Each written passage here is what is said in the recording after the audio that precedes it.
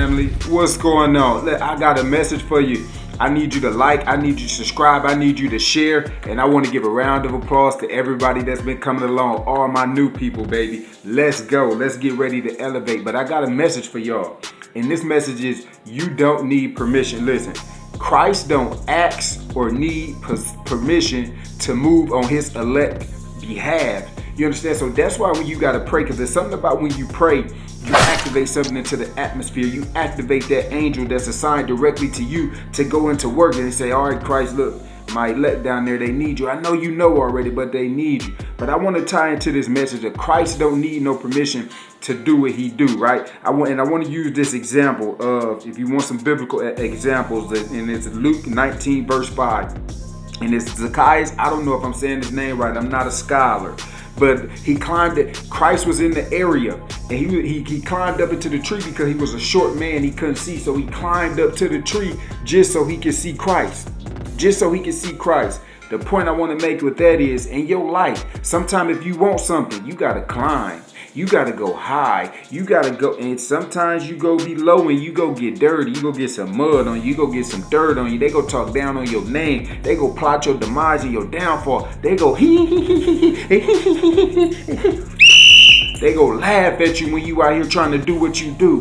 But don't worry about that. Just make sure you keep your smile on. Make sure you keep your spirits high. Make sure you smiling on the inside. Understand what I'm saying? But this man climbed up into the tree, and when Christ saw him at the top of the tree, he said, my man, come down. I need to stay at your house. You understand what I'm saying? Listen to me, y'all. He said, come down. I need to stay at your house. Christ didn't ask, hey, would you mind if I crashed at your spot like we would do if we go into one of our people's house? We say, hey, do you mind? We not just go come and volunteer ourselves if we got any kind of decency about ourselves. But Christ said, I need to stay at your house. So listen, all the people, you know how they like to complain about Christ this and Christ that. And that's another thing. In your life, you gonna have people, could you imagine being Christ in them days, doing all he does? He had people that loved him. He had people that hated him. And I'm pretty sure he didn't have nobody in the middle, in between. That's us. People loved him, the ones that revered him. They just all they wanted to do was touch him so they could feel some of his magic. His disciples did whatever he said, whenever they went, whatever he said, when he said it, exactly how he said it. And if he didn't, then he came back around and said, why you didn't do what I told you to do? Oh, ye a little faith. Understand what I'm saying? But listen, Christ, could you just imagine being Christ? People loved him or people hated him, and the people that hate him plotted his demise and plotted his downfall, and even he came back from that. Even they couldn't touch him. But that's how it is in our life, people. You gonna have people that like you. You gonna have people that don't like you. But you gonna have people, your people in the middle, your people in between. They not gonna have no kind of opinion about you. They don't like you. They don't dislike you. Understand what I'm saying? But if you out here making an impact, don't worry about who like you. Don't worry about who don't. Just be Christ-like and worry about getting it one day at a time, one step at a time, one person at a time. And that's what I try to do for y'all with these videos. Listen to me. I need y'all to like. I need y'all to subscribe. I need y'all to share this right now. I'm going on this one. Listen, and I'm gonna finish my story. And I want to make 4 points. And y'all know I be writing down. I'm transparent because I don't remember everything. I want to drive home 4 points.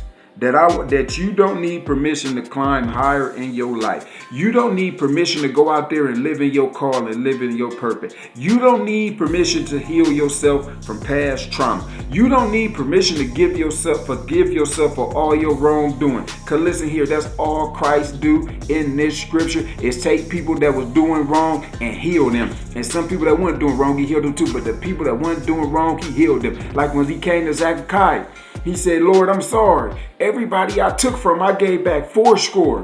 And Christ said, listen here. And I'm going to get to that point a little later. I don't want to jump ahead of my notes. If Christ is trying to enter into your life or to rebuild that connection with you, when he knock,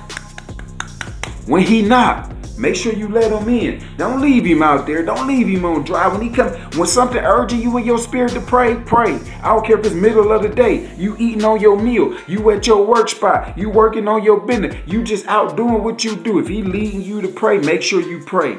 Don't ignore his call. Because when he come and you don't acknowledge him, listen. That's another point I wanted to make. Did I make my first point? Yeah, you don't need permission in your life. And when Christ comes to you, answer him. Number 3, just as Zacchaeus could be just as for Zacchaeus, this could be the day the Lord comes and brings salvation onto you and your household. That's the point I wanted to get to back from earlier about don't be that one that don't answer the call when Christ call you, because it says in scripture, who has more shall be given more, and who has less it should be taken from them. And for the longest I couldn't understand it, and I think I understand it exactly right here, right now, because it was in Luke where he talked about where the noble, he gave the parable of the noble man going off, and he left some money with his people, said do what you do with this till I come back. And there was 3 people that invested and 1 that didn't, and he was upset. He said, why you just at least did put my money into the bank? Because the man was talking about he revered him because all of he does. So he said, give me what I gave you, and I'm taking all of this from you, and you're not getting nothing else.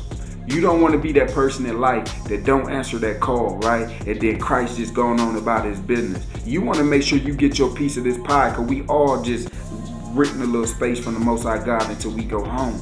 Understand what I'm saying? We just renting a little space. We don't own nothing. We ain't nothing ours when we go. Understand what I'm saying?